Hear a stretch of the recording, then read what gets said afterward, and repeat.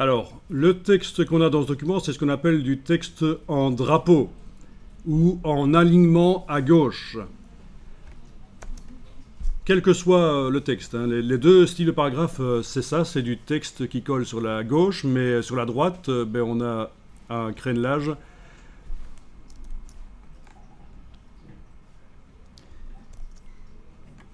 On va faire bientôt du texte justifié qui colle de chaque côté, et vous allez voir que c'est pas si simple que ça. Alors, quelque chose qui serait peut-être bien sur le texte de la première page, c'est de faire en sorte que les mots ne puissent pas se couper. La césure, là.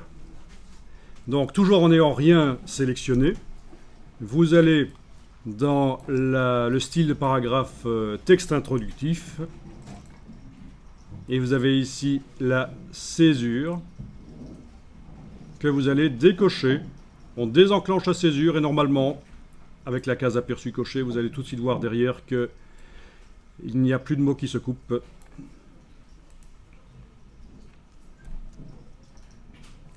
Si vous faites ça, désenclencher la césure sur un texte qui est dans des colonnes trop étroites, il va complètement disparaître. Et vous allez dire, tiens, InDesign bug. Ben non, c'est normal.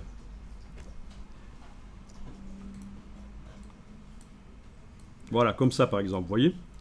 Si je prends la colonne ici sur du texte qui ne peut plus se couper, si je fais une colonne plus étroite que le mot le plus grand,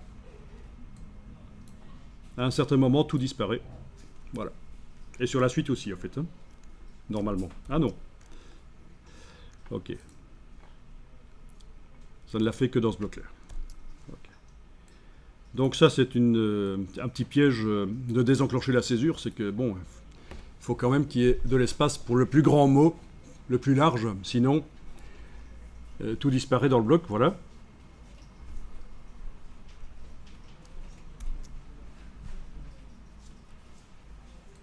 Ok. Ce serait peut-être bien de faire un peu de variante comme ça. Voilà, c'est bien.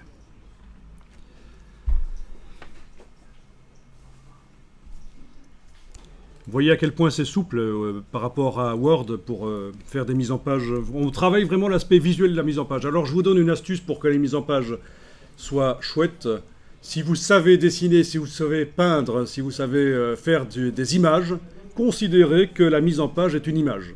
Et qu'il faut que les éléments, vus de loin, ce soit harmonieux, tout simplement. Comme vous le faites pour un dessin ou pour une peinture, quand vous faites une composition, ou dans Photoshop d'ailleurs aussi, considérez que vu de loin, le livre, la mise en page, hein, même sur tablette c'est le même principe, c'est un objet en fait. Hein. À part entière, c'est un objet et voilà. Il faut le regarder de manière globale.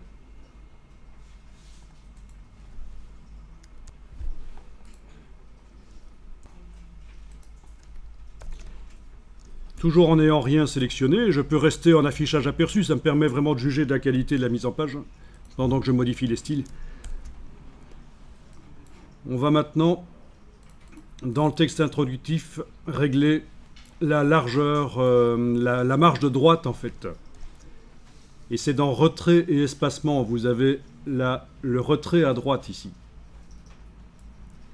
Donc, je suis en affichage aperçu, rien n'est sélectionné, j'ai cliqué à côté de la page, j'ai double-cliqué sur le style texte introductif et je vais maintenant modifier le retrait à droite, toujours en ayant la case aperçu cochée dans le bas de la boîte.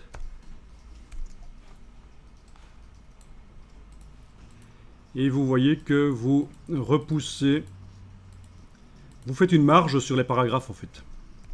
Ce n'est pas une marge intérieure propre au bloc qui contient le texte, c'est vraiment sur le paragraphe qu'on fait une marge.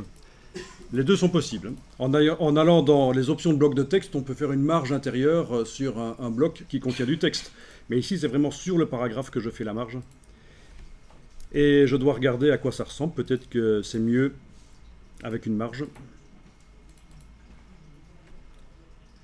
En cochant et en décochant la case aperçue, vous allez voir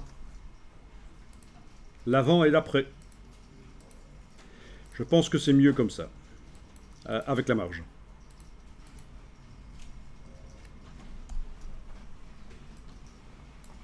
Ok.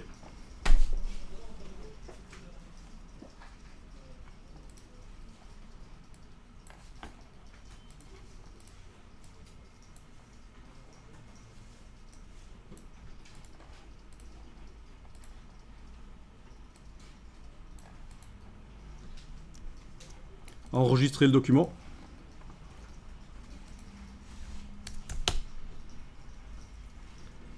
Et on va travailler sur l'autre style de paragraphe, et là on va faire du texte justifié et jouer avec les réglages de justification. Pour que le texte soit valable au niveau visuellement. Et on est d'accord, pour un public jeune, il y a trop de texte là. Mais bon, on va quand même le voir comme ça. Voilà, d'une pierre deux coups, vous voyez aussi comment faire un document pour un public plus âgé.